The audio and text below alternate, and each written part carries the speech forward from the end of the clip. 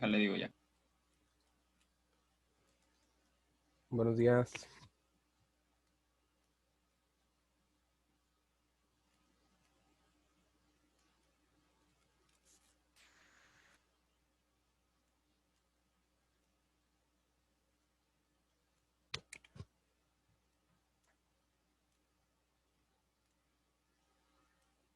Buenos días a todos.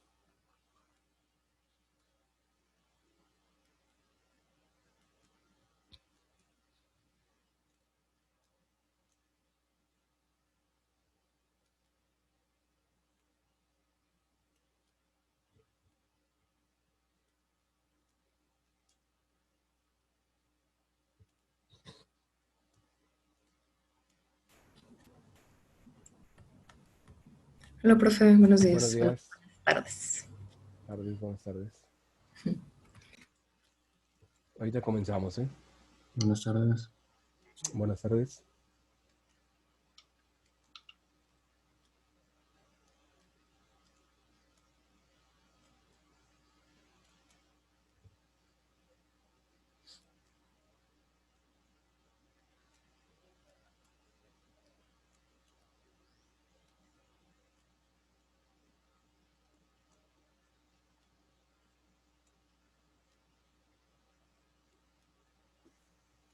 Buenos días.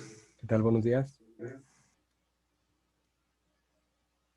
Ok, Rico, teníamos alguna duda, ¿no? Sí, profesor, ya la pude resolver ayer. Un compañero de los de arriba me pudo asesorar. Ok, ¿ya está resuelto entonces? Sí, ya quedó. Muchísimas gracias, profe. Perfecto, entonces ya no tenemos que ver eso ahora.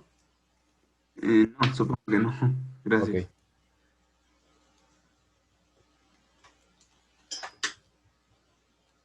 ¿Alguien más que tenga alguna duda antes de empezar?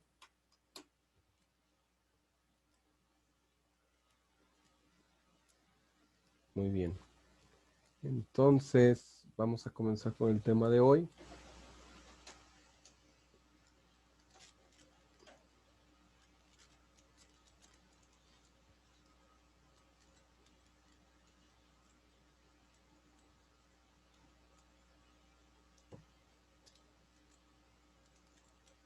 Denme un segundo, por favor.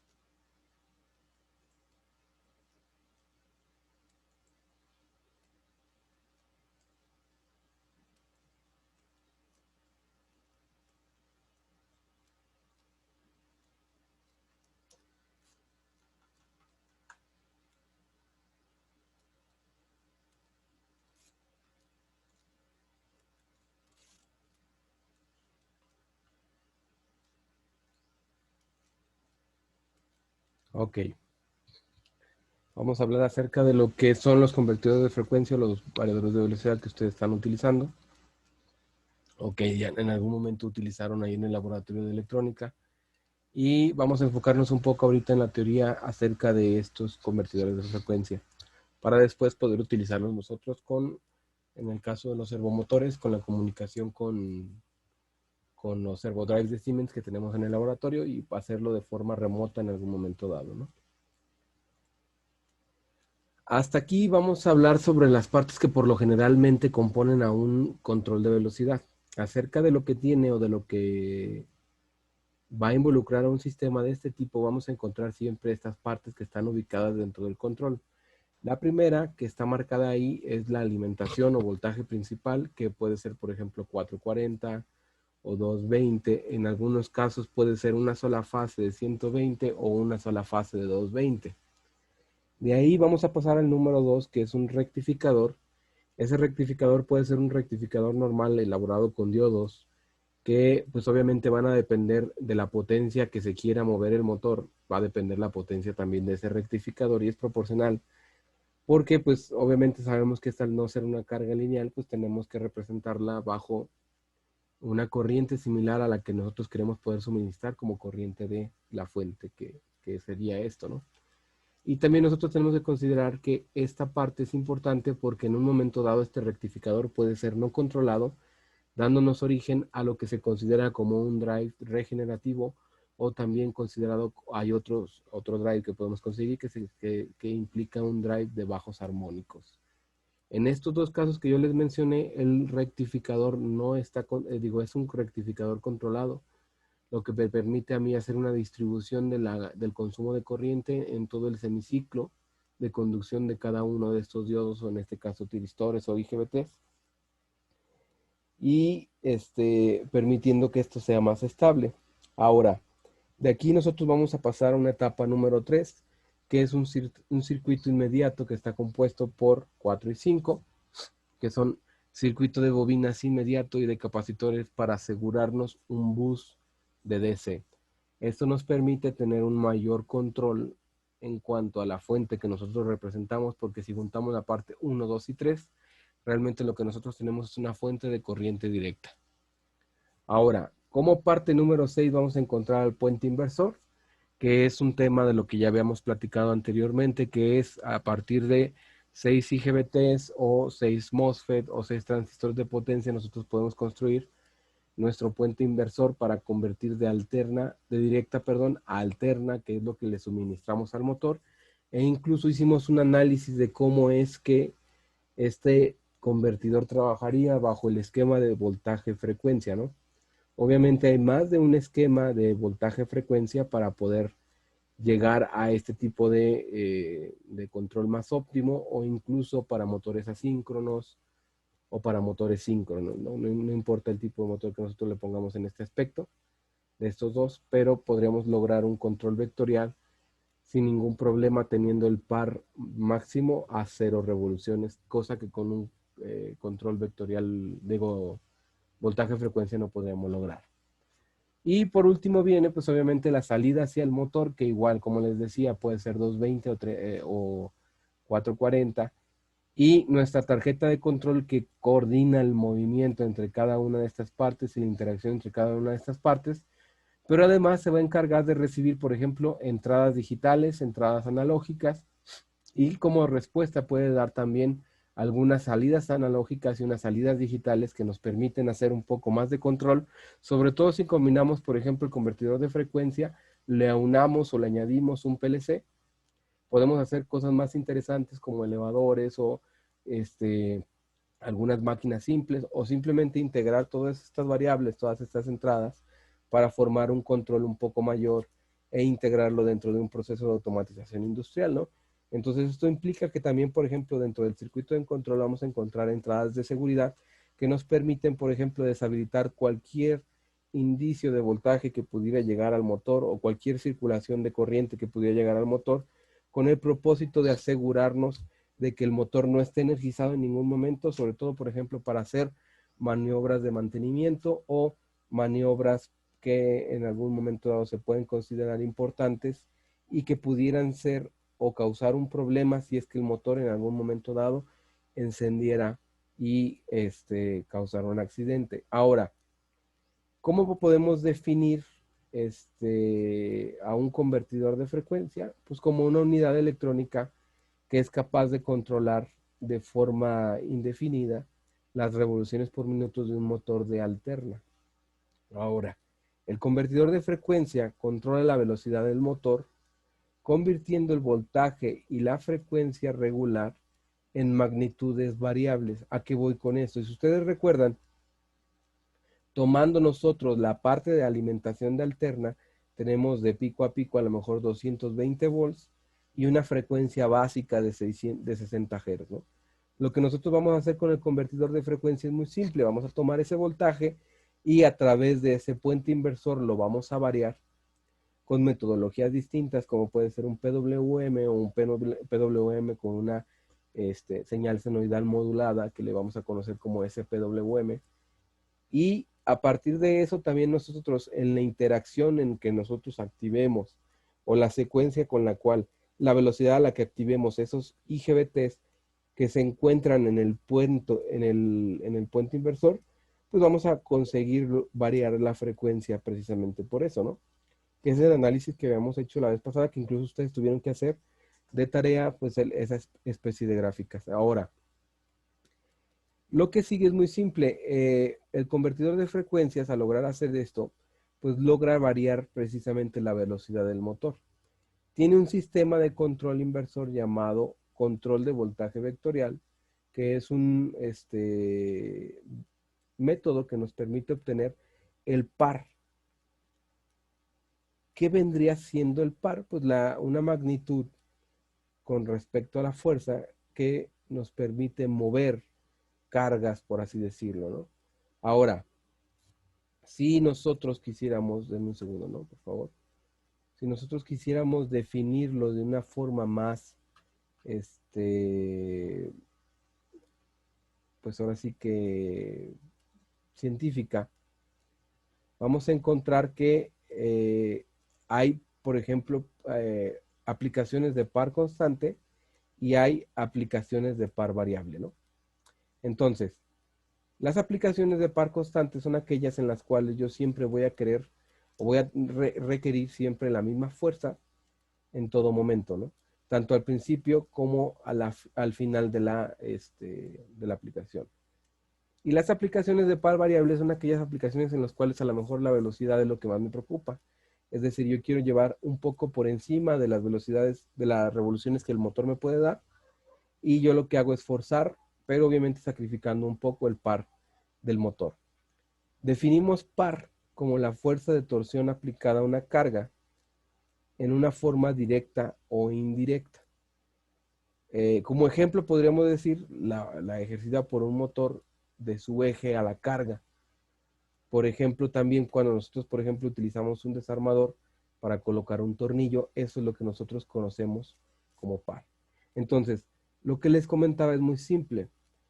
Lo que se requiere a veces es que tú tengas el par constante, o sea, la misma fuerza de no moverse, por así decirlo, aunque la velocidad esté en cero, y mantener la carga en el punto en el cual se encuentra, ¿no? Que no cambiemos en ningún aspecto la posición o el ángulo de inclinación que tengamos con respecto a la circunferencia de algún rodillo o demás. Ahora, también hay otros sistemas de control que se llama voltaje-frecuencia, que es el que vimos. Y la idea es que nosotros podamos tener una combinación de estos dos, es decir, o utilizar uno o utilizar el otro, sin ningún problema bajo el mismo control de velocidad. Es decir, un control de velocidad no tiene que ser nada más voltaje-frecuencia o nada más vectorial, sino que podemos utilizar en el mismo control el algoritmo para voltaje-frecuencia, o ayudándonos con algunos aditamentos extra podemos tener el control vectorial. ¿Hasta aquí alguna duda?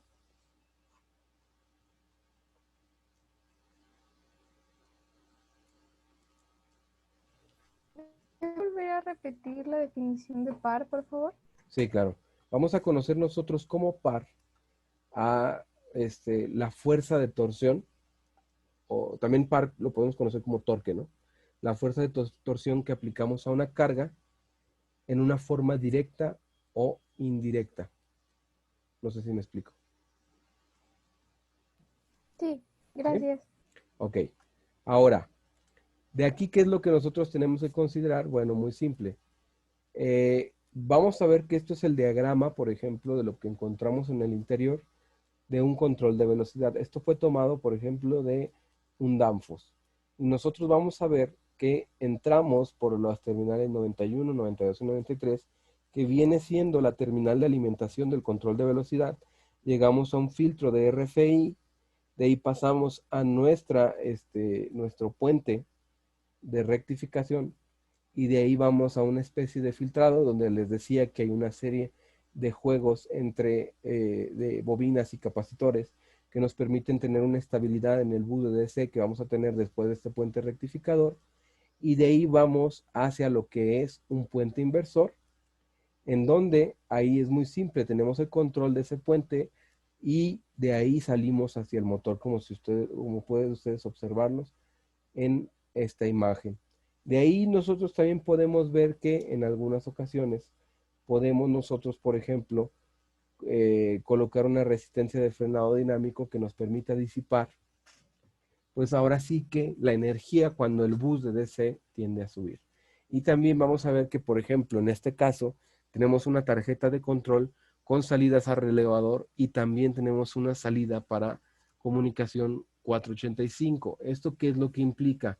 Algunos controles de velocidad o algunos convertidores de frecuencia, vamos a ver que no es necesario mandarle la consigna o referencia de velocidad a través de una entrada analógica o una serie de pulsos que mandemos nosotros a sus entradas digitales, o operando el panel que tienen frontalmente dichos variadores. No, algunas de las veces las aplicaciones que vamos a requerir son aquellas en las cuales nosotros a través de una comunicación, por ejemplo, a través de una pantalla HMI o a través de un PLC como el que ustedes han manejado, que es Siemens, y agregándole un módulo 1241, CM1241, que permite la comunicación por 485, nosotros cableando ese módulo con nuestro variador de velocidad, podemos arrancarlo, pararlo, ponerlo en modo de yogueo, podemos leer el voltaje del bus de DC, podemos leer la corriente de salida que está entregando o el voltaje que nosotros tenemos de salida, considerando que pues obviamente para variar la frecuencia, teniendo un par constante, pues tendríamos que variar también el voltaje, ¿no? Entonces es aquí donde nos puede interesar a nosotros saber cuál es el voltaje que tenemos a la salida, e incluso pudiéramos saber la temperatura en algunos casos de los módulos de IGBT, que es importante para considerarlo, sobre todo si dimensionamos un poco más chico el variador que nuestro control o nuestro motor principalmente.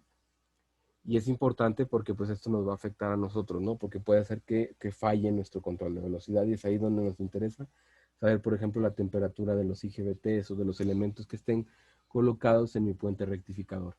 Y vamos a encontrar también que, por ejemplo, nosotros tenemos aquí un módulo de control de motor en donde definimos precisamente ese algoritmo.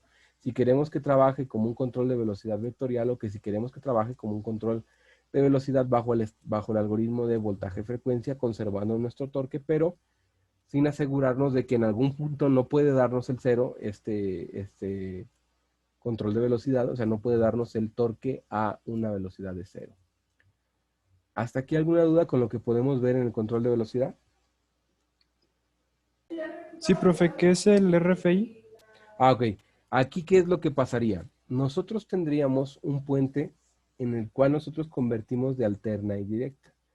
Pero si tú recuerdas la parte de diodos de potencia que nosotros vimos, ¿contra qué tienes que proteger un diodo cuando lo tienes, por ejemplo, ya, como es en este caso, en serie? Porque si tú recuerdas, el puente se va a formar por dos diodos en serie repetido en 3 ocasiones, ¿no?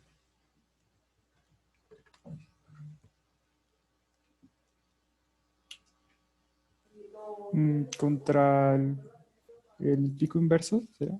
Contra un voltaje de bloqueo inverso, contra, ¿qué más? Un sobrevoltaje, por así decirlo, y contra un cortocircuito, ¿no? Entonces, ¿cómo podríamos proteger este puente rectificador desde un inicio? Con un filtro de RFI que nos ayuda precisamente con purificar un poco, no purificar, sino como limpiar o filtrar un poco cómo viene la alimentación desde la cometida, por así decirlo, desde el punto en el cual nosotros tomamos la energía trifásica, y la alimentamos a este puente que nosotros tenemos ahí. No sé si me explico ahora. Sí, profe. Pero de qué, bueno, ¿qué tiene? ¿O de qué está Ah, hecho? ok. Dependiendo del tipo de variador, vas a tener que encontrar que hay variadores que deben de llevar cierto filtro. ¿Qué es lo que tú encontrarías en esos filtros? Juegos de bobinas, capacitores y resistencias que te permiten precisamente proteger esos diodos que tú tienes al inicio. Ah, ok. Entonces, ahora, eso va a depender de la construcción pues de cada marca, ¿no? Porque cada marca te ofrece filtros como los que vamos a ver ahorita, ¿no? Porque aquí el problema más que nada es cómo provees la alimentación hacia ese puente y si, por ejemplo, una de las fases está cayéndose o no tienes balanceadas tus fases a la alimentación, eso sí se podría ver reflejado en lo que nosotros tenemos. Ahora, existen controles de velocidades como los de Siemens, que ya ese filtro lo traen integrado y otros no. Otros tú los tienes que comprar dependiendo de la potencia del variador que tú tengas o del convertidor de frecuencia que tú tengas. Entonces eso lo tenemos que definir a partir de ver las especificaciones del variador que acabas de tener o del que quieres utilizar. Así es como nosotros veríamos también la parte interna de lo mismo, es decir, a grandes rasgos esto se convierte en esto de aquí, que es la alimentación.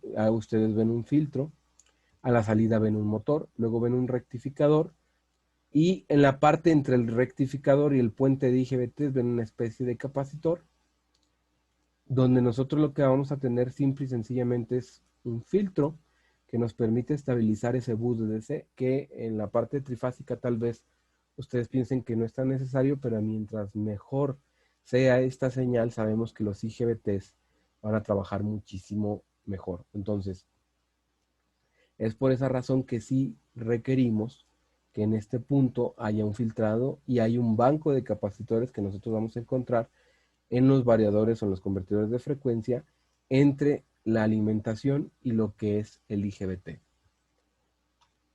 Ahora, vamos a suponer, esta es la etapa de potencia que nosotros vamos a ver en un control de velocidad. Sin embargo, esto es un control de velocidad para un motor de 500 caballos.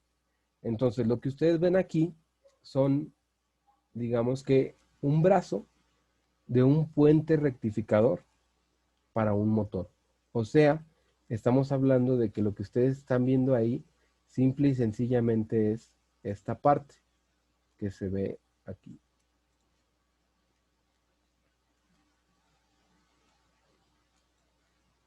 Obviamente estamos hablando de que esto es para un motor muy grande, que es un motor de 500 caballos. O sea, por ejemplo, si ustedes le aventaran un motor de 500 caballos a la persona que ustedes más odiaran, terminarían por aplastarlo completamente sin dejar rastro de él. No sé si me explico el tamaño del motor.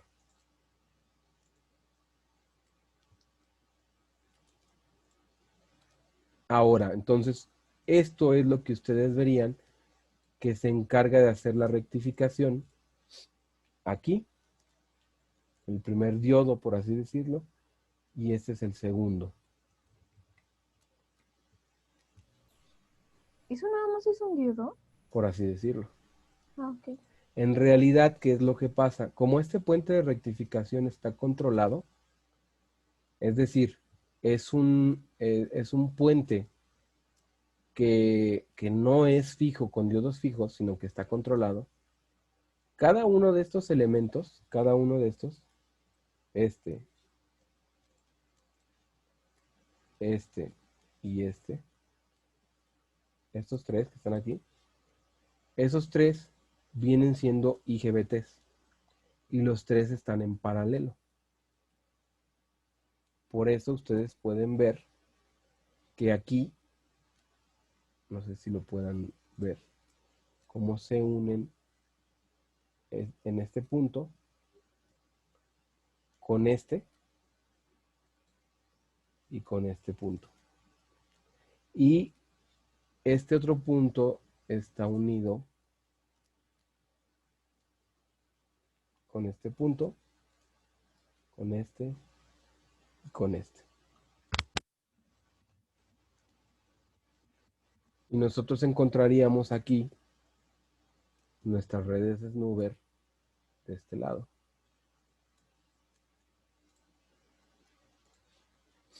Obviamente, estos son nuestros capacitores.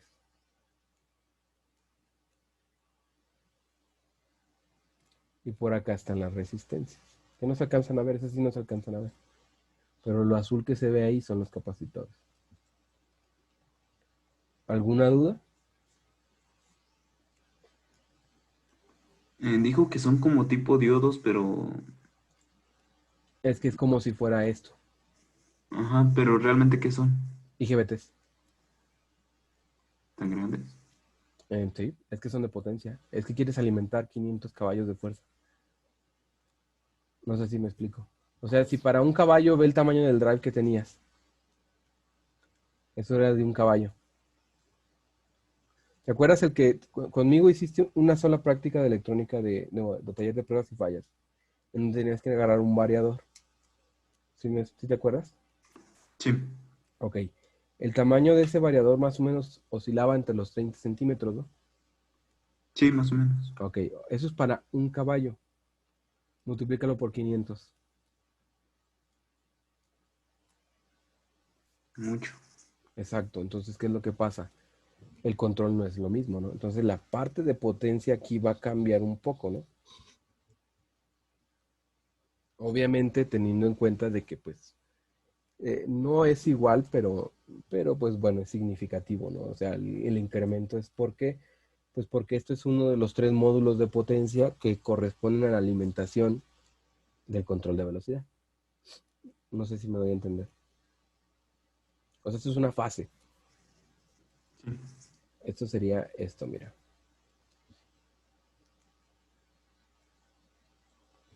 Donde cada cuadrito sería uno este cuadrito y este cuadrito.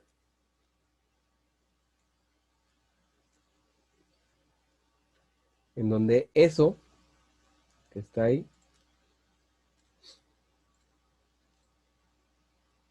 vendría a ser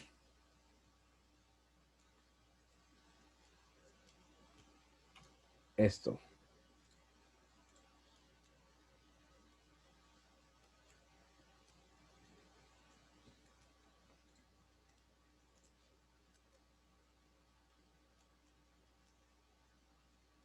No sé si ahora queda más claro. Sí, profe. ¿Sale? Sale. Ok.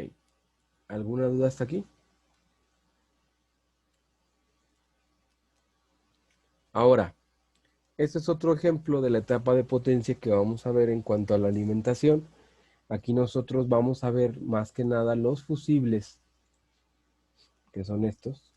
Este de aquí y uno que no se alcanza a ver, pero que está aquí en el interior, que después llegan otra vez a una, aquí podemos ver nuestra red mover.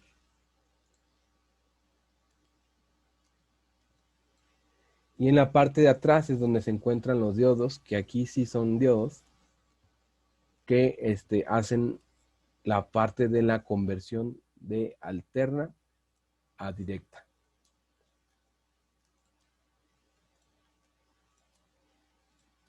Y esto vendría a ser nuestro banco de capacitores. Entonces, si ustedes observan, incluso ahí ustedes pueden ver, hay 2 letritas pequeñitas que dicen DC-DC. Entonces, esto que está aquí sería una forma de medir el bus de DC que se genera después del filtro o después de esos capacitores. No sé si me explico hasta aquí. ¿Cómo que la forma de medir? Sí, porque Perdón. ¿cómo sabes qué voltaje tienes en el bus de DC si no lo puedes medir? Ah, ok, ahí es como para ponerle Porque un tú multímetro o algo así. recuerda que es lo que te pudiera enclavar los IGBTs.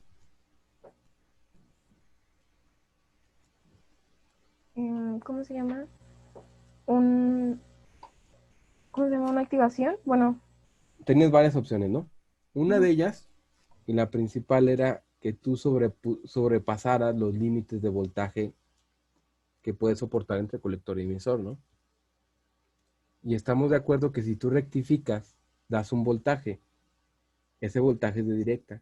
Y ese voltaje estaría entre el principio y el final de ambos IGBTs por cada brazo. No sé si me explico.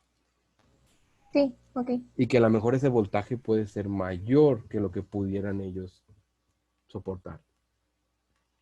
Porque al final de cuentas, Ok. el diodo puede soportar a lo mejor 1000 volts cada diodo.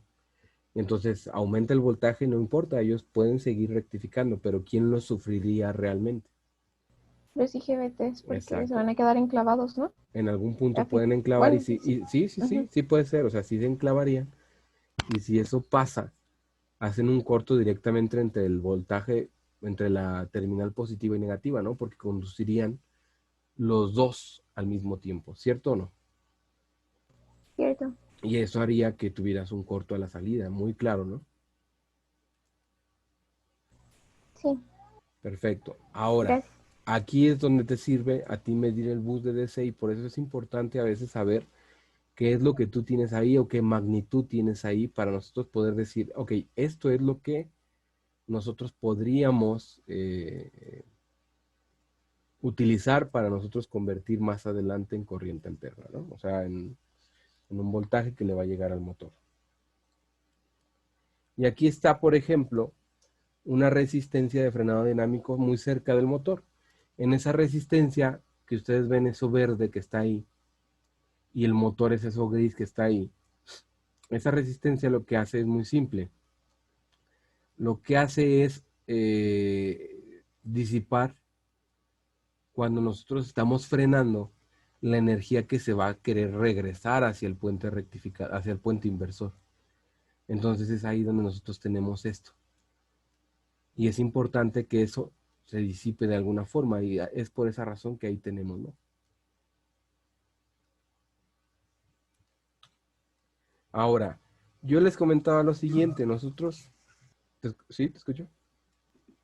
¿Y dónde se posicionaría esa resistencia? O sea, suponiendo que fuera un motor trifásico y ya que es a la salida, solo se pone una, pero al final de... No, la pones en el control de velocidad, es decir, el control de velocidad tiene que tener unas terminales que se llaman RA más y RA menos, así se llaman. O R más o R menos, o A más y A menos, que es donde va la resistencia de frenado.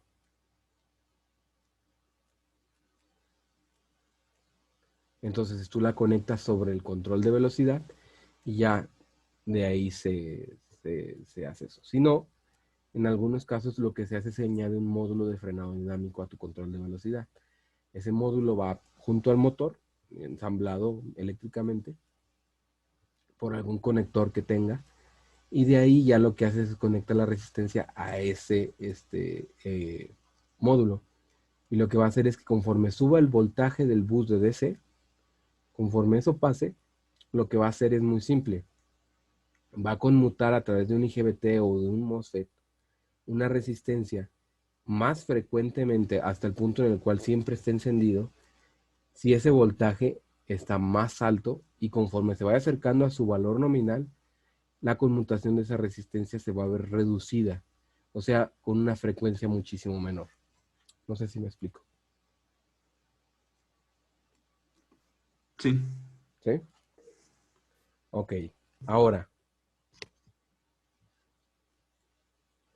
lo que les comentaba es que todos los controles de velocidad por lo general, sobre todo los que ya cuestan algo, van a tener entradas y salidas programables o ya definidas.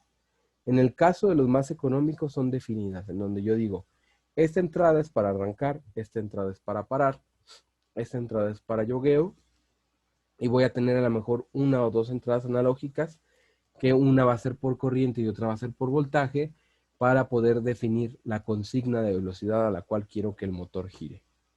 No sé si me explico con esto. Es decir, yo tengo entradas que en algunos casos yo les voy a poder asignar la función que yo quiera. Decirle, por ejemplo, esta entrada puede ser para arrancar y si la quito es para parar. O quiero una entrada para arrancar y una entrada para parar. O quiero subir la velocidad de mi motor a través de un pulso que le llegue a una entrada, y mientras ese pulso esté puesto, quiero que suba la velocidad, y mientras un pulso en una señal siguiente, en una entrada digital diferente, en la siguiente entrada digital esté puesto, que me baje esa velocidad. No sé si me explico. Ahora, también por lo mismo tengo algunas salidas programables, y esas salidas programables pueden hacer diferentes funciones. Un ejemplo, yo quiero saber si el control de velocidad está girando, o sea, hay energía en el motor y por lo tanto está girando. Ok, yo puedo tener una salida de relevador que se active mencionándome a mí, haciendo llegar voltaje a lo mejor a una entrada de un PLC, o que active una lámpara, una chicharra o algo, una señal que yo pueda meter por esa entrada relevador, por el común de ese relevador, y pueda sacar para poder utilizarla en algo, en una toma de decisión, en un criterio importante, o para simplemente saber que no puedo ingresar al área donde está cercana al motor porque está en movimiento, ¿no? Y no nada más puede servir para eso, también me puede servir a mí, por ejemplo, para saber si ya alcancé la frecuencia que yo quería, a partir de una referencia de velocidad que le conocemos como la consigna, en el cual si la consigna a lo mejor era de 30 Hz, yo estoy en 25, 26, pero para cuando llegue a 30, activo esta salida relevador y yo le hago saber al usuario, al operador, al programador, que ya alcancé la velocidad que me estaba solicitando y puedo proceder a la siguiente parte o al paso número 2 de mi algoritmo de control. No sé si me explico hasta aquí. Sí, profe. Ahora, otra salida, esa misma salida también la puedo programar para que yo pueda decirle al operador, al programador o a cualquier persona que esté en la cercanía que estoy en falla, es decir, que el control de velocidad tiene un problema que hay que resolver, porque a lo mejor se dañó un módulo de IGBT o porque a lo mejor hay una fase que está faltando en la entrada y que por lo tanto no debo de trabajar, o el voltaje que le está llegando a las 3 fases está muy bajo porque el suministro está dañado en algún punto, y es aquí donde yo tendría una salida que me indique que el control de velocidad se encuentra en falla y no está listo para trabajar, o que incluso tal vez la aceleración con la cual actué el motor fue demasiada para la carga que trae, implicando que simple y sencillamente el motor no pudo mover o no tiene el par suficiente para hacer ese movimiento o ese trabajo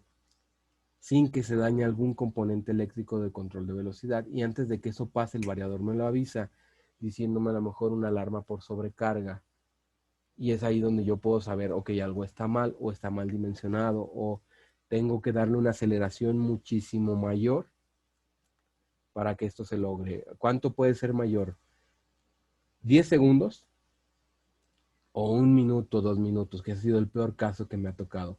Darle aceleración de 2 o 3 minutos, la más que se pueda.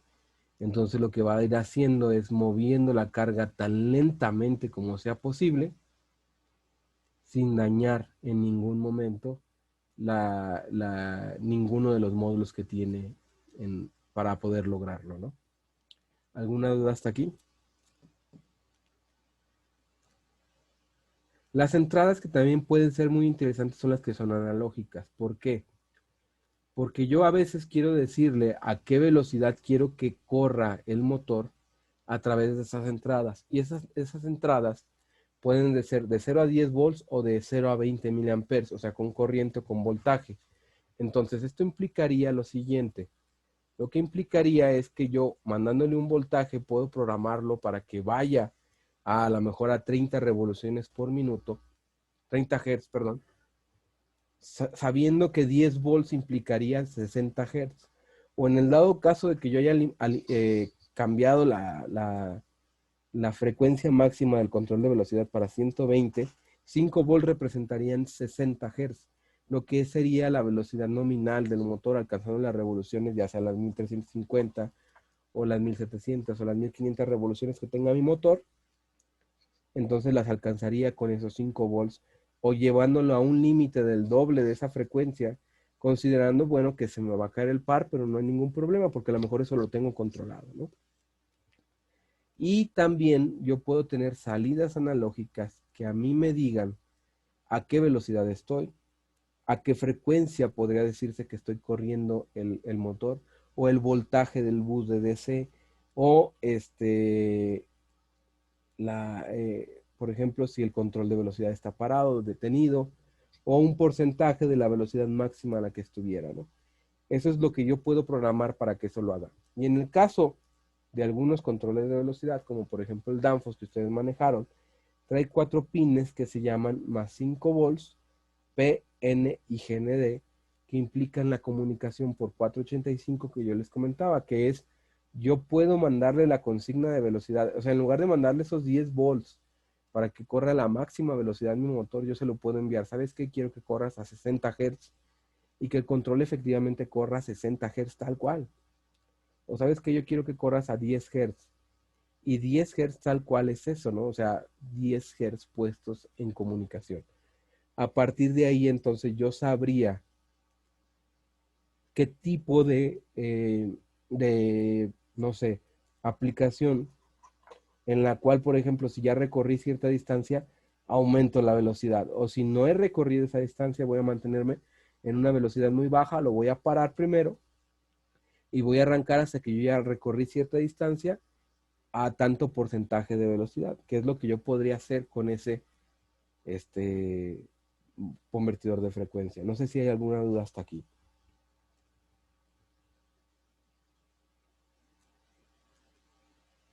La comunicación de estos variadores puede ser, por ejemplo, aquí puede ser por Modbus RTU, por Modbus ASCII, por CAN, CANopen, en algunos casos por Profinet, en algunos otros casos por Profibus, en algunos casos por Ethercat, por CC-Link, depende de la marca.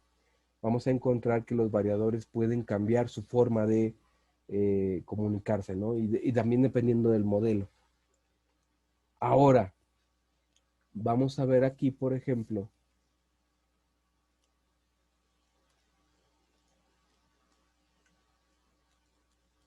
aquí tenemos 3 controles de velocidad.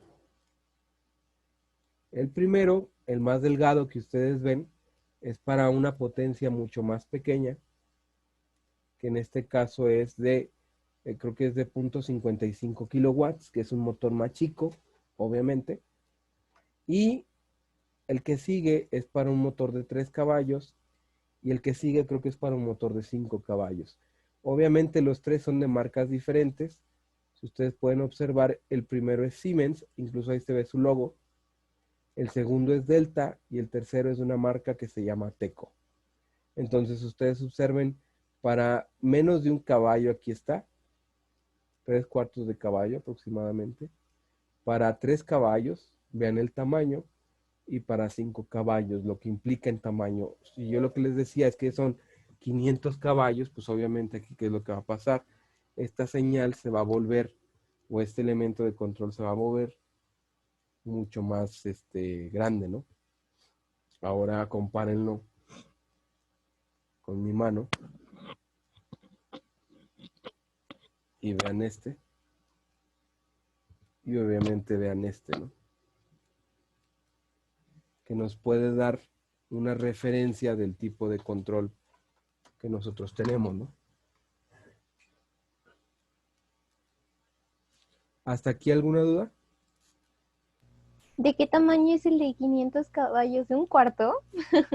El de aquí, sí, no un cuarto, pero sí es como de unos 2 metros de alto y de ancho como de metro y cachito.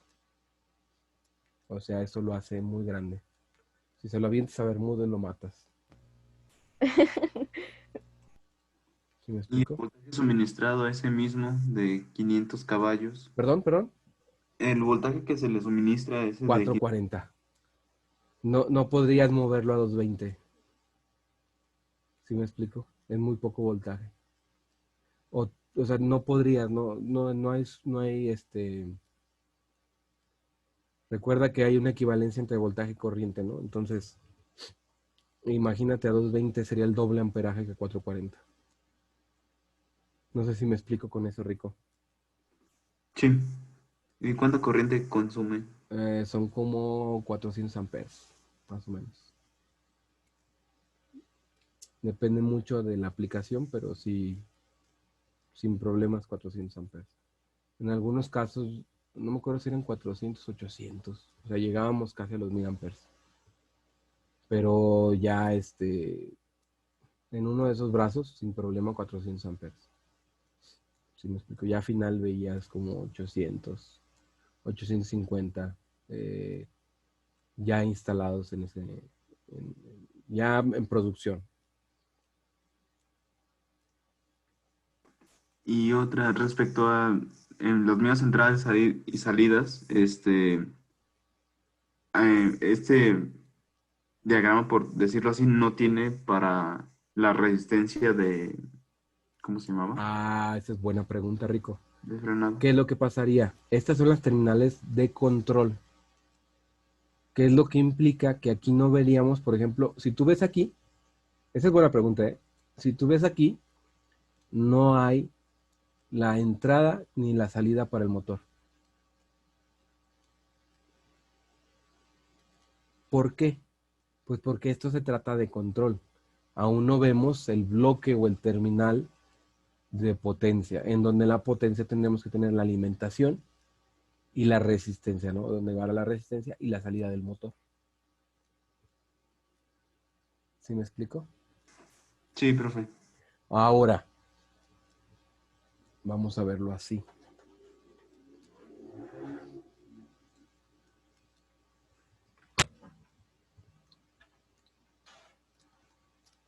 No sé si puedan ver la parte inferior.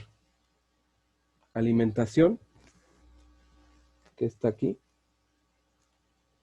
La salida de la resistencia y la salida del motor.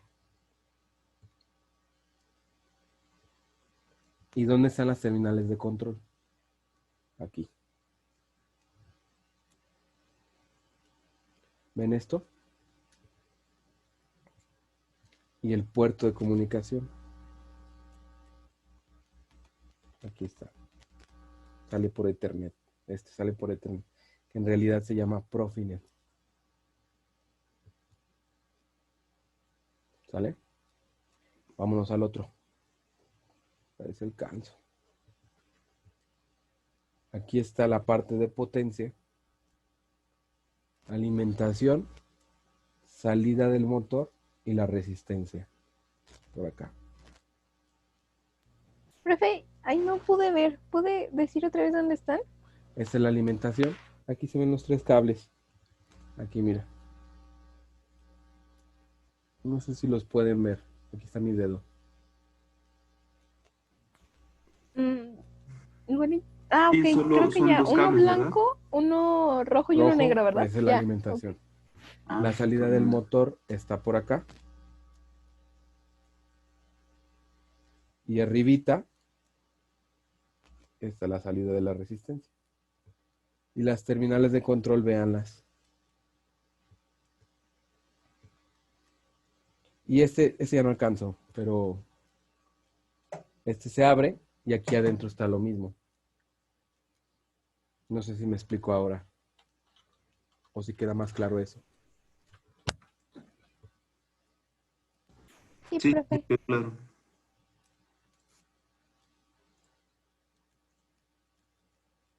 Así es que aquí, pues decir que era buena pregunta, Rico.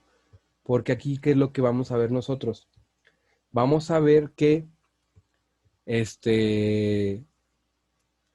nosotros tenemos en este caso las puras terminales de control aquí. ¿Va? Sí, profe. Ah. Ahora, hablábamos nosotros del filtro RFI, ¿no?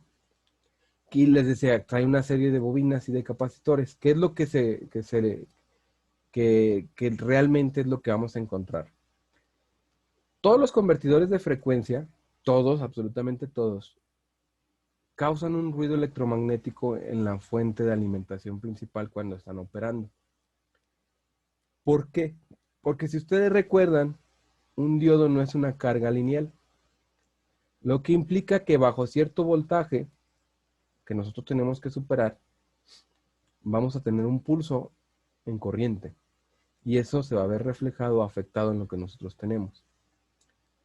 Ahora, el filtro RFI, que es interferencia por radiofrecuencia, reduce el ruido electromagnético en la fuente de alimentación. ¿Vale?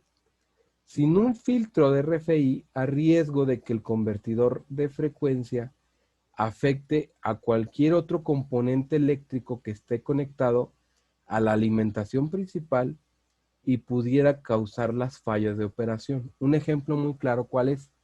Si ustedes ponen un Arduino que chafita, pirata, y lo ponen a operar con la misma fuente de voltaje con la cual ustedes están alimentando el variador de velocidad a 220, o sea, toman la alimentación del mismo lugar y lo ponen muy cerca del control de velocidad, ahí en la universidad, es muy probable que tengan problemas para hacer una operación continua de eso.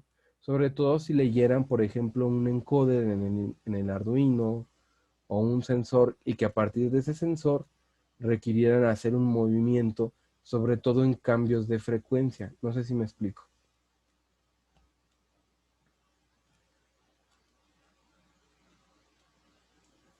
Pero en este caso, el que induce es El variador de velocidad. Porque tienes un rectificador a la entrada, por eso. Ahora, cuando se controla un motor usando un convertidor de frecuencia, ese ruido se puede escuchar desde el motor. El ruido que es causado por el diseño del motor es generado cada vez que uno de los contactos del inversor dentro del convertidor de frecuencia se activa. Y la frecuencia de ese ruido acústico, por lo tanto, corresponde a la frecuencia de conexión del convertidor de frecuencia. Entonces, el filtro reduce la derivada del voltaje con respecto al tiempo y el voltaje pico y la corriente de rizo del motor. Entonces, de manera que la corriente y el voltaje sean casi senoidales. El ruido acústico del motor es en consecuencia reducido a un mínimo, pues sí, a un mínimo. No sé si queda ya más claro lo que era el filtro o lo que ayuda para el filtro RFI.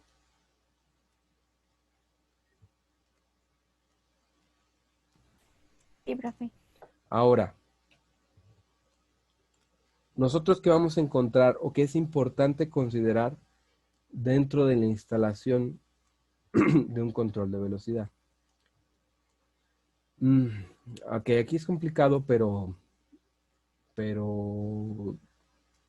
esto se puede hacer considerando algunas cosas. Ustedes van a observar aquí en esta imagen un gabinete de control en el cual está puesto solamente un PLC y un sensor o un módulo extra. Y luego van a encontrarse otro gabinete de control en donde se encuentran un control de velocidad o un convertidor de frecuencia, que en este caso es muy parecido al Danfoss, ¿cierto o no? cierto. Ok. Muchas de las veces los problemas de compatibilidad electromagnética se resuelven separando el gabinete de control del control de velocidad o del convertidor de frecuencia de la parte de control.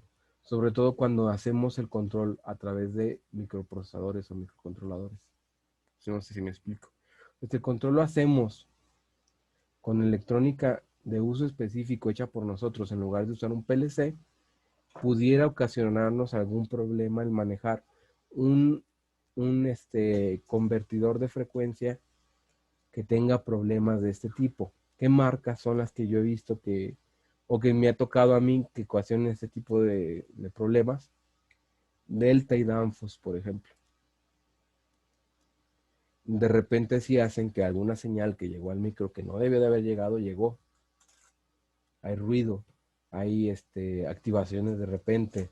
El motor comienza a girar porque de repente alguien le mandó que comenzara a girar y tú dices, ¿pero por qué? Entonces, una de las buenas prácticas que en este tipo de aplicaciones se usan es para evitarlo, separar completamente la parte de potencia que vendría siendo el control el convertidor de frecuencia, separarlo completamente de la etapa de control. Y de esta forma nos aseguramos que haya una tierra de control y una tierra de potencia, en donde todo lo relacionado con la parte de potencia vaya aterrizado en nuestra tierra de potencia y todo lo relacionado con el PLC, con los sensores, con todas esas mallas que llevan señales para tomar decisiones en el control, vayan en nuestra tierra de control. También se usa que hay una tierra de comunicaciones para que la interconexión entre el PLC y la comunicación del variador lleve su propia tierra y luego tomar un cable de cada una de esas tierras y unirlas en un solo punto, ¿no? Que es nuestro punto equipotencial de tierra. Ahora, para poder lograr esto, ¿qué es lo que debe de pasar?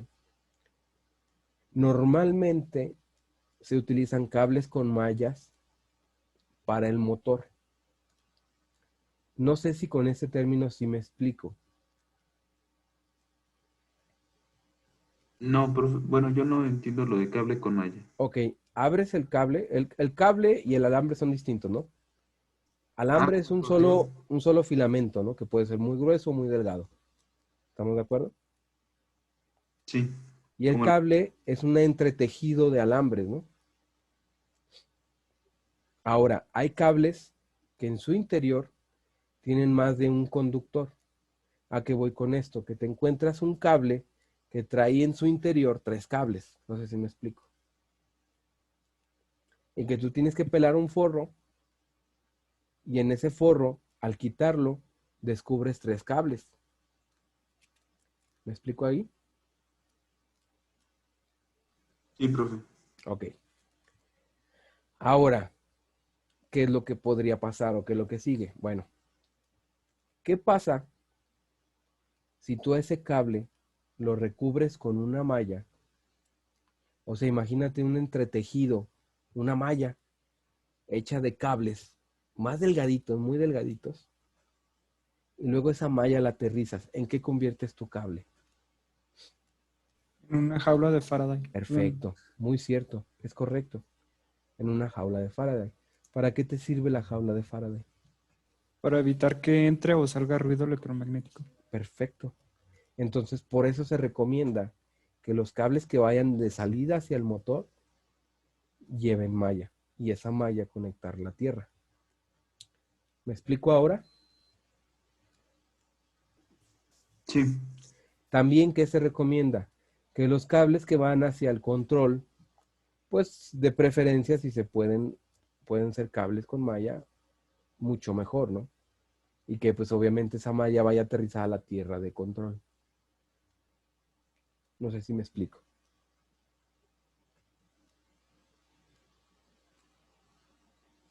Ahora, ¿qué es lo que también se recomienda, sobre todo con las instalaciones del control de velocidad? El control de velocidad debe de ir montado en una platina galvánicamente conductiva. O sea, no debe de ir aislada de nada, porque es parte importante, además de que ayuda con la disipación de la potencia del control de velocidad, también es muy importante que esto nos sirva a nosotros como una tierra física. Y cualquier desperfecto se va a ir, cualquier disturbio eléctrico se va a ir por ahí. No sé si hasta aquí me explico con las medidas básicas para esta instalación de un control de velocidad o un convertidor de frecuencia. Profe, yo tengo una duda con lo de separar las tierras. Ajá. O sea, es la misma tierra, pero no es la misma tierra, no entendí esa Sí, parte. sí, sí, tienes toda la razón. O sea, todo está acoplado en un solo punto. ¿Sí me explico?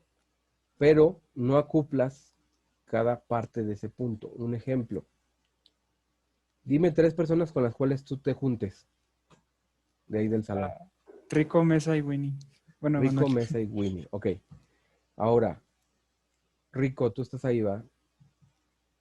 sí, aquí estoy. Ok, Rico, dime 2 personas con las que tú te juntes que no sean, obviamente, Rafa, Mesa ni Winnie. Sería con Cristian y con Bofo, Pepe. Pepe. Ok. Estamos de acuerdo que ahí el punto común es Rico, ¿cierto? Sí, Ok. Vamos a definir que en algún punto tú tienes la unión o la intersección de esos dos conjuntos en rico. Pero vamos a definirlo de esta forma. Todo lo que lleva potencia va en una sola barra de cobre. Esa barra de cobre está separada, aislada. ¿Sí me explico? Y luego, todo lo que vaya en control va en otra barra de cobre. También separada, aislada de todo. Pero todas esas tierras van a control y la otra va a potencia. ¿Estamos de acuerdo hasta ahí? Ok, sí. Ok. Y luego tomas un cable que vas a poner en la barra de potencia y luego un cable que va a ir a la parte de control y los vas a unir en tu tierra física. ¿Sí me explico? ¿Cuál es el detalle? O tú dices, ¿para qué me sirve? ¿O por qué? Ok.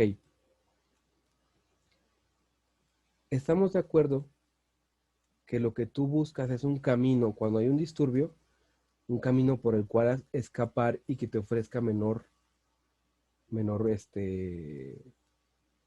problema, ¿no? Menor resistencia. ¿Sí estamos de acuerdo? Sí, Entonces, si tú quisieras pedirle algo a Cristian, estamos de acuerdo que lo más fácil es que se lo pidieras a Cristian. Pero si están separados, se lo pides a Rico porque Rico comparte grupo con Cristian y Cristian habla con Rico. Entonces se lo pides a Rico y le dices, Rico, dile a Cristian que... Y luego Cristian le dice a Rico que para que Rico te diga a ti, ¿cierto? Lo que implica más trabajo. Entonces, si está separado por una distancia considerable, ese disturbio eléctrico, si ya llegó a tierra, va a subir para irse a la parte de control, no, porque no ya llegó a será. donde tenía, ¿no? Ajá. Entonces, esa es la razón por la cual las mantiene separadas. No sé si me explico ahora. Sí, O sea, profe, ya. sí están unidas, tienes toda la razón. Pero el trabajo que lo haces, recuerda que la corriente es como, o sea, busca el punto de menor trabajo para circular, ¿cierto? Sí. Ok, ahora, ¿hasta aquí alguna duda?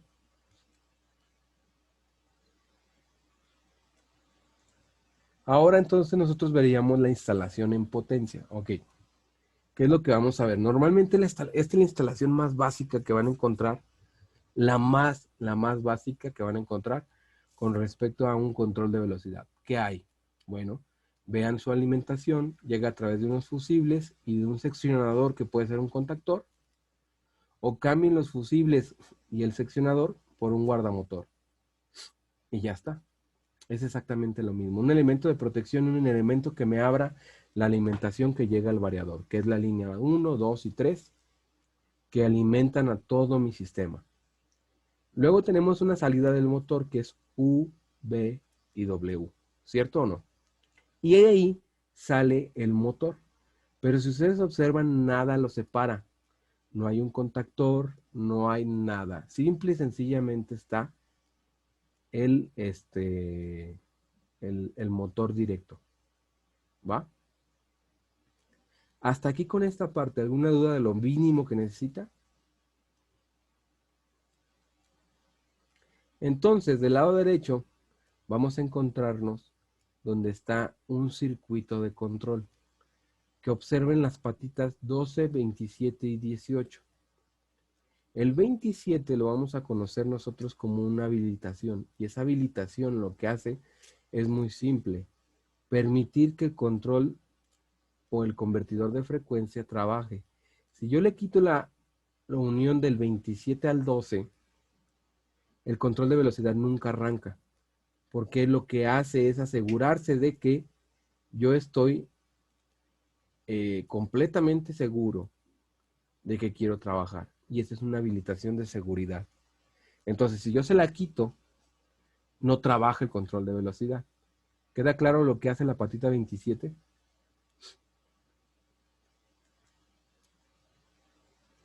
Luego encontramos la 18. Y la 18 es un contacto abierto, realmente entre 18 y 12, donde si se cierra el contacto 1, circula entre 12 y 18 el mismo punto eléctrico, ¿no?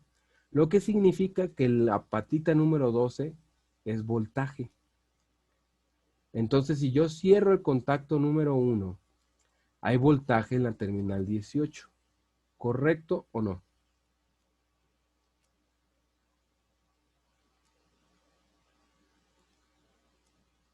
¿Cuál es la terminal 1? No la veo. El contacto 1, ojo, ¿qué es un contacto?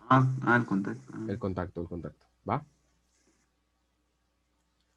Ahora, si ustedes observan, entre la patita 50, 53 y 55, ¿qué es lo que hay? ¿Un potenciómetro? Ok, ese potenciómetro, ¿para qué me va a servir? Me va a servir para poder yo decir la frecuencia a la cual quiero que vaya el motor. Entonces, con ese potenciómetro yo lo que hago es lo mínimo que necesito es eso para poder arrancar el variador. Y segundo, controlar la frecuencia a la cual quiero que gire. Es decir, a partir de ese potenciómetro, del giro de ese potenciómetro, pues va a haber un voltaje en la terminal 53. Y a partir de ahí es qué velocidad quiero que tenga mi control. No sé si me explico. Y en las patitas 81 y 82 viene la resistencia que te comentaba, Rico. Ahí es donde se conecta.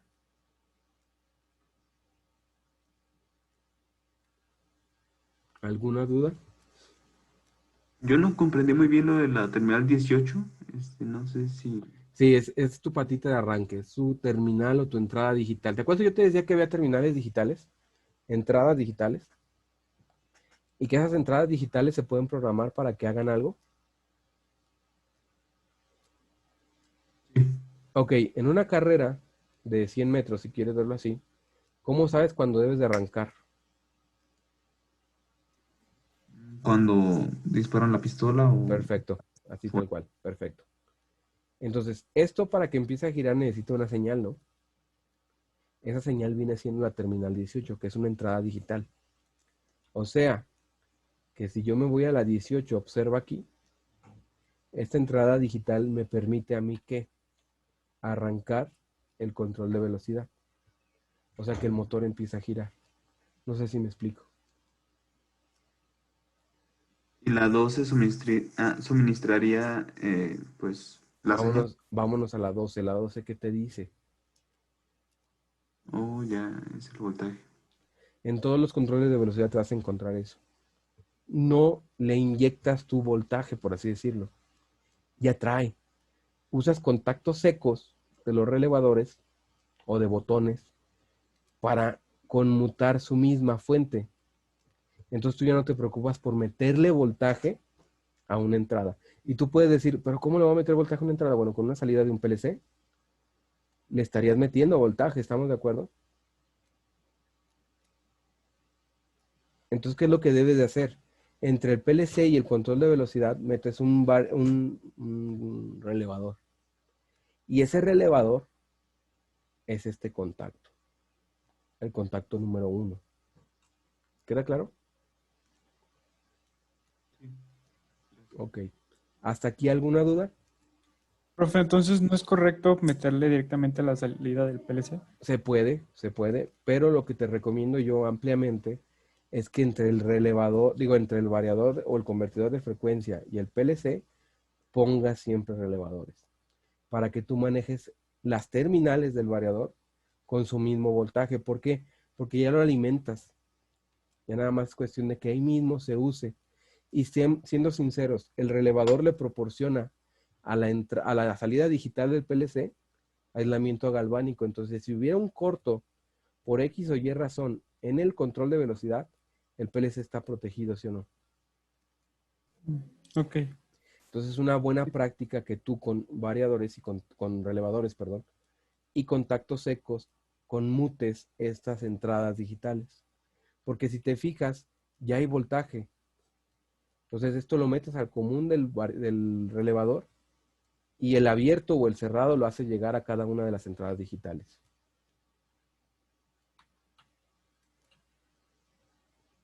No sé si me explico. Sí, profe. Ahora, la pregunta interesante sería, ¿Qué pasaría con la salida, con las entradas analógicas? ¿Qué podrías hacer ahí?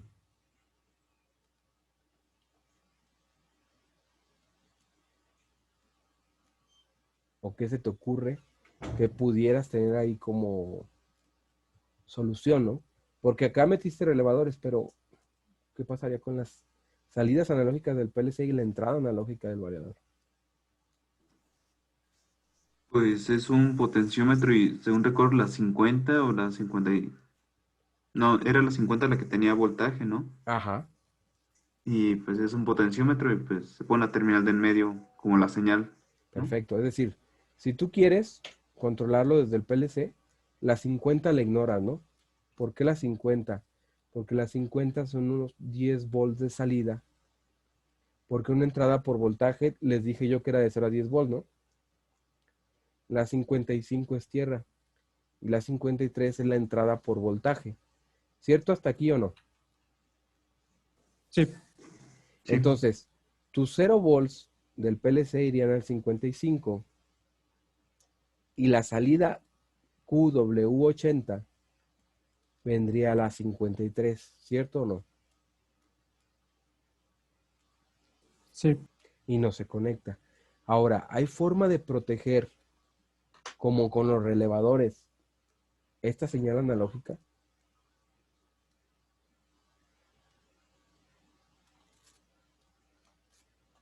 No sé si hay algún acoplamiento óptico que sea Así lineal. es, así es, sí, sí hay. Se llaman aisladores para señal analógica.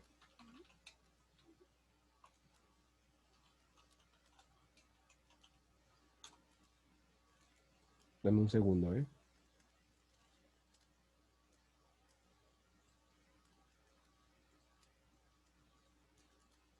Los pueden ver ahí, como este.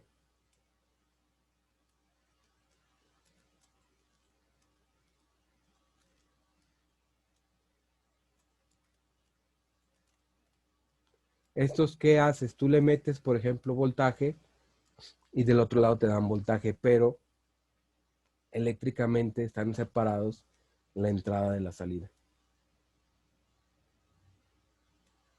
Y con eso garantizas que no haya ningún problema con tu equipo. ¿Sí queda claro? Entonces no se le puede conectar como tal, o bueno, no es recomendable conectar el potenciómetro directamente, sino se pone este como interfaz. No, no, no. Si es potenciómetro, sí. ¿Por qué crees? Pues porque el potenciómetro toma la alimentación de la misma terminal, ¿no? De aquí, de las 50.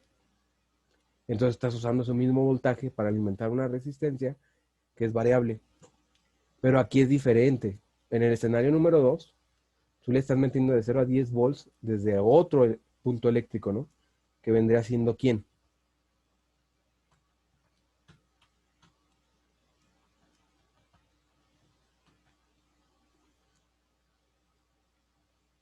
Un PLC. Exacto, muy bien, muy bien. Entonces, ¿cuál sería la diferencia? Que en una tú tomas el voltaje de 10 volts para meterlo a un potenciómetro y variarlo, ¿no? Lo cual es correcto. Te usas a ti mismo para hacer eso. Pero en la otra usas una fuente externa y la acoplas hacia lo que ya tienes. No sé si me doy a entender ahora. Sí, profe. Entonces la idea es proteger el PLC y proteger el control de velocidad. ¿Cómo lo haces? Poniendo un variador en medio. Digo, un aislador en medio. No sé si me explico. Sí, profe, ya quedó claro. ¿Seguro? Sí, seguro. Ok. ¿Alguna duda?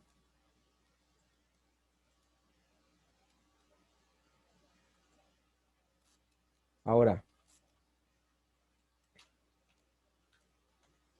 cuando hablábamos de la instalación básica, también nos hablamos de que no en todos los casos va a ser así. En algunos casos vamos a requerir un poco más de instalación en cuanto a lo que es el control de velocidad. Entonces, ¿qué es lo que pasa? Primero, en algunos casos nos va a pedir, por ejemplo, nuestro elemento de protección, que serían los fusibles, o nuestra pastilla, o nuestro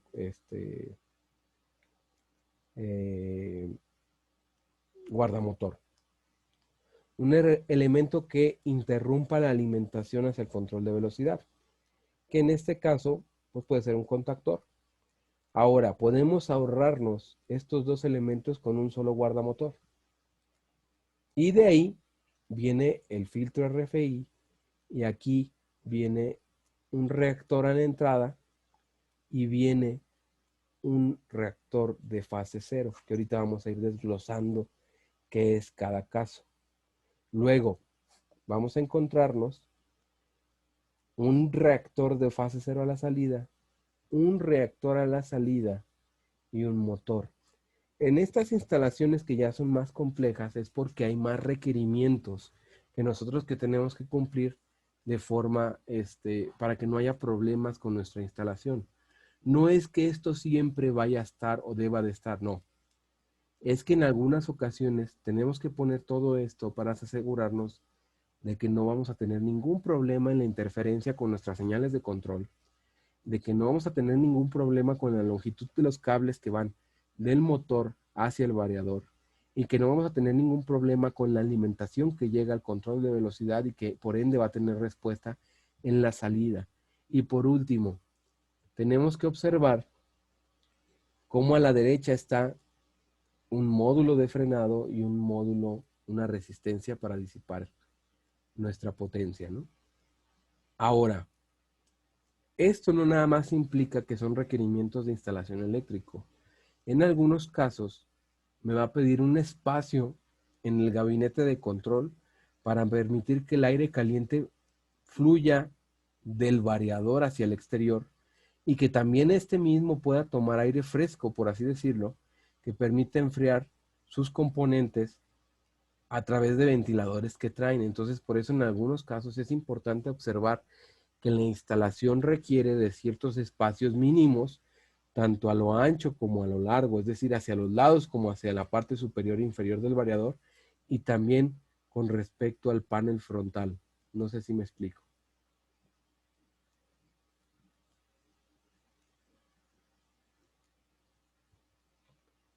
Un ejemplo muy claro es cuando yo tengo dos controles de velocidad instalados uno junto al otro.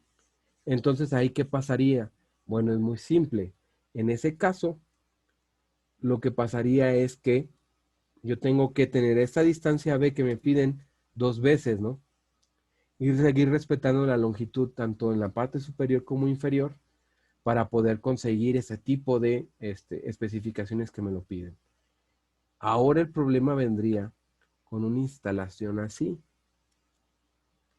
Entonces, ¿ahí qué puede pasar? Lo que puede pasar es que, ojo, si yo no respeto esta distancia, lo que puede pasar es que simplemente no disipe también el aire caliente que va a generar el control de velocidad. Pero en esta, el aire caliente de uno puede afectar al otro. Y esto sí puede complicar porque a lo mejor no es tanta la temperatura que tiene, sino que se supone que el aire fresco que debe recibir no está llegando. Y es aquí donde nos puede representar a nosotros un problema, sobre todo si nuestro control de velocidad es muy delicado con respecto a la temperatura de operación.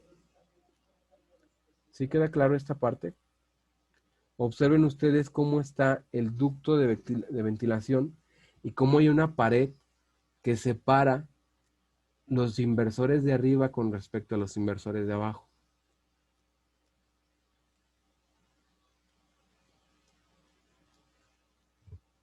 Ahora, ¿esto cómo se va a ver reflejado? Por ejemplo, en una instalación de este tipo. Si ustedes se fijan, hay una distancia entre los controles de velocidad. Pequeña, pero la hay. No están completamente pegados, ¿cierto? Es porque se respeta esa distancia mínima que piden lateralmente.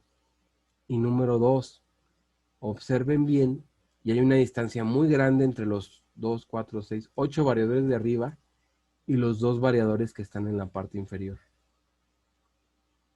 casi como de 40 a 50 centímetros.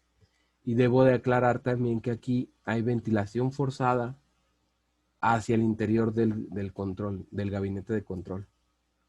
Entonces, sí hay un intercambio de calor y efectivamente se trata de mantener la temperatura en cierto valor. Y ese valor puede ser 25 grados, 30 grados, y se trata de conservar. Como con aires acondicionados. O sea, si hay climas o aires acondicionados para los gabinetes de control. No nada más está para su cuarto, para un edificio, para una sala. No, hay gabinetes que llevan aire acondicionado. ¿Qué es lo crítico que tenemos que considerar? Bueno, el control de la humedad, ¿no? Y la condensación. ¿Hasta aquí alguna duda?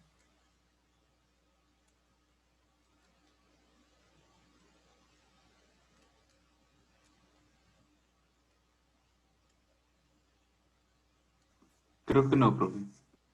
Ok. Regálame un segundo, por favor, ¿no?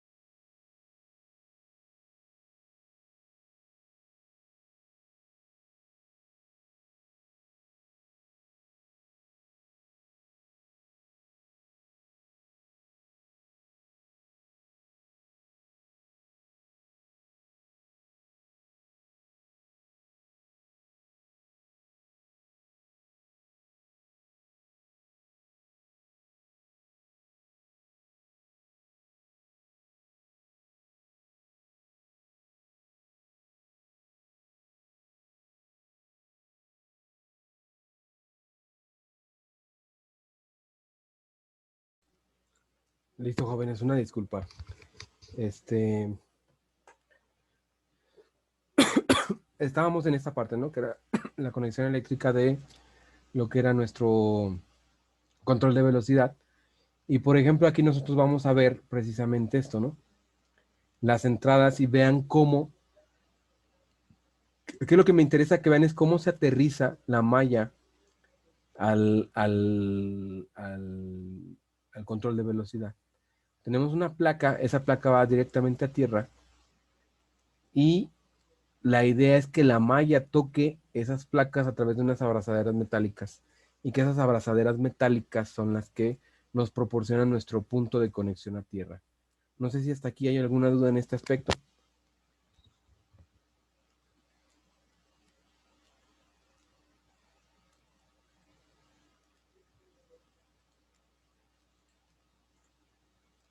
Ahora, estos son los cableados recomendados para lo que es la alimentación desde el variador de velocidad hacia el motor. Vamos a encontrar que nosotros tenemos 3 cables. Una, por ejemplo, puede ser, esos cables pueden estar en malla, o sea, dentro de una malla, y obviamente tenemos nuestro aislante y pasar por fuera un cable de tierra. En la que está al lado izquierdo podemos encontrar 3 cables de tierra, uno por cada fase, por así decirlo, y luego todos estos encerrados en lo que es una malla, y luego el aislante. Esa es otra aceptable, y la que es más usada por lo general es la que ustedes van a ver a su mano derecha, donde vamos a tener, por ejemplo, nosotros 3 cables y uno de tierra, y luego nosotros tenemos en total todos estos enclaustrados en una malla con pantalla, puede ser también, y nuestro aislante. Este es el cable que más utilizado vamos a encontrar para la alimentación desde el variador o el control de frecuencia, convertidor de frecuencia hasta nuestro motor. ¿Hasta aquí alguna duda? Aquí, ¿te escucho? No le voy a decir que no, que ninguna. Ah, ok. Aquí, si ustedes observan con mucho detalle, van a encontrar ese tipo de conexión que es lo que mencionamos en este lado. O sea, ustedes observen con atención y está esta barrita, ¿no? ¿Cierto? Ahora, nunca he probado esto, voy a ver si funciona.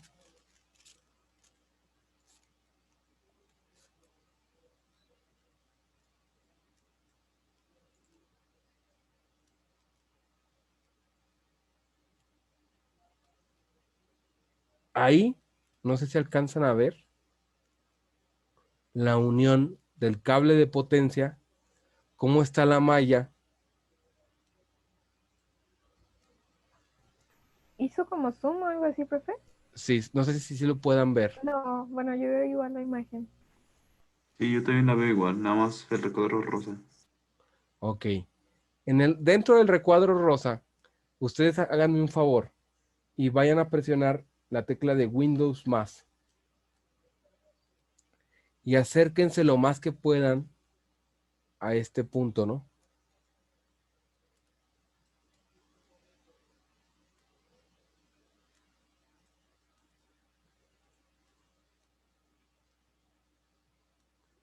Y si se acercan lo más que puedan, van a ver que hay como una especie de ganchito que atrapa el cable.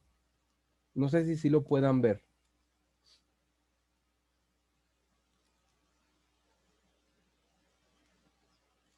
Sí, Yo ya profe. puedo verlo. Ok. Ese ganchito es el que atrapa la malla. Y si se fijan cómo va todo hacia la tierra de control, digo, la tierra de potencia. Y luego ven un cable a su mano derecha, un cable amarillo con verde, que es el que sale y se une a la tierra física. No sé si me explico.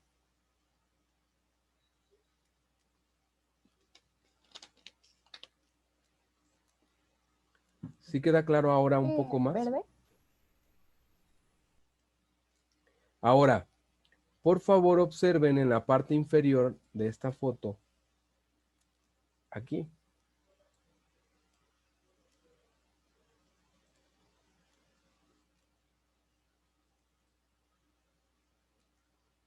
¿Y qué vamos a ver? Vamos a ver que ahí se unen esos cables. Este es nuestro punto de tierra.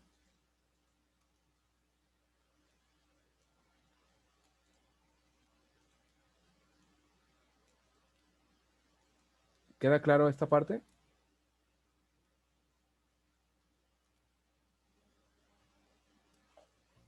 Sí, profe. El punto de tierra no lo pude ver. ¿Me lo puedo volver a indicar? Claro que sí, mira. Vas a tener que hacerle zoom, por favor, pero aquí está. Déjame te lo señalo dónde está.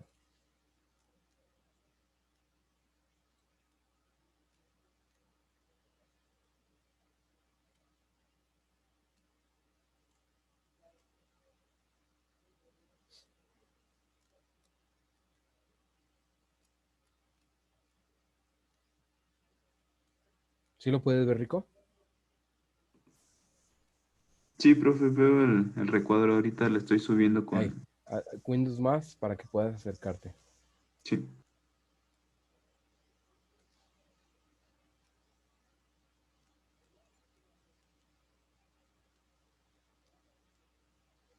Ese es el punto donde el cual te vas a unir. ¿Va?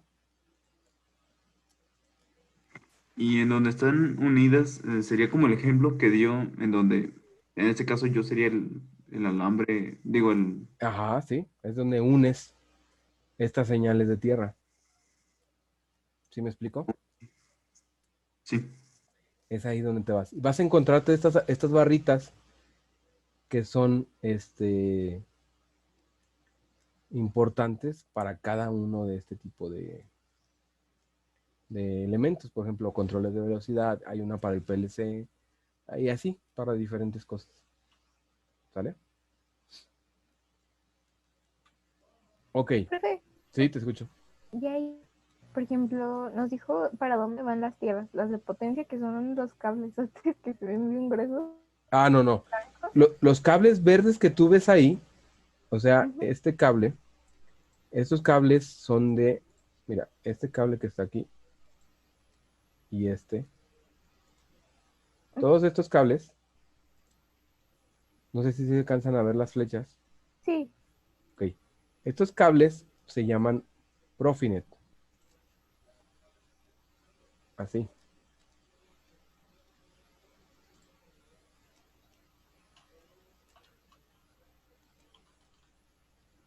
Así se llama.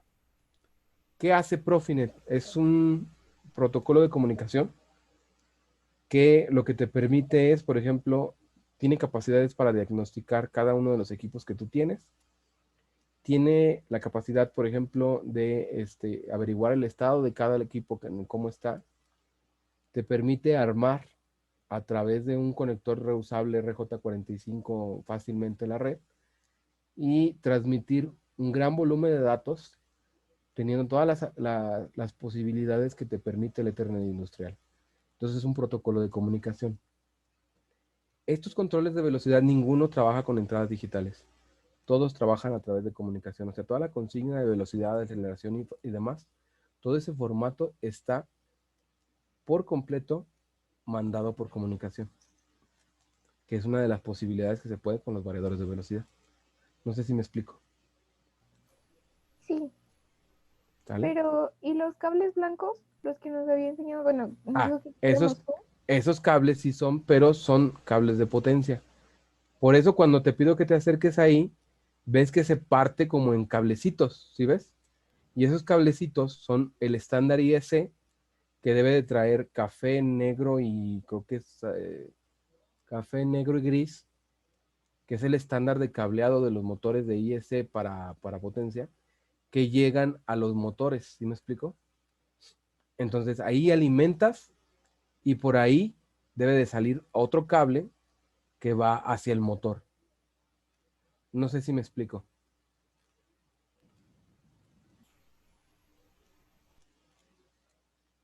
No te escuché, Paula. ¿Ahí me escucha? Ya. Sí, lo entiendo. Pero bueno, mi pregunta era, así como los cables amarillos, Ajá, que son para control, es la tierra de control, ajá.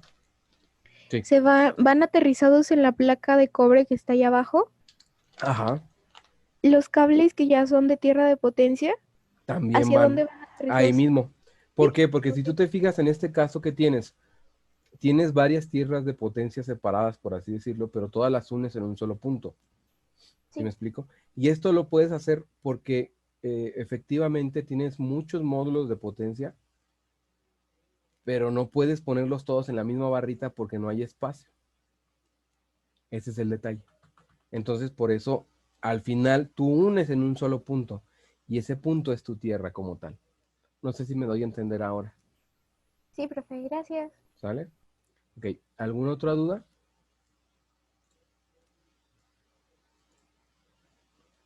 Ok, antes de pasar al reactor de fase cero, por hoy le vamos a dejar así para empezar a explicar esto la próxima semana y ver si podemos hacer una práctica ya con el servomotor. Pero por el momento sería todo. Muchísimas gracias. Denme por favor, regálenme un segundo para poder tomar lista y con eso los dejo ir, ¿va?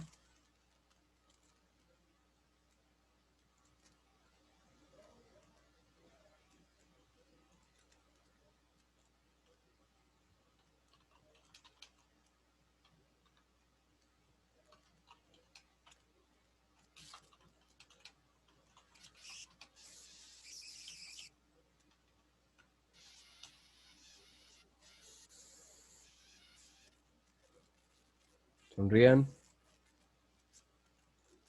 Sale, muchachos. Muchísimas gracias.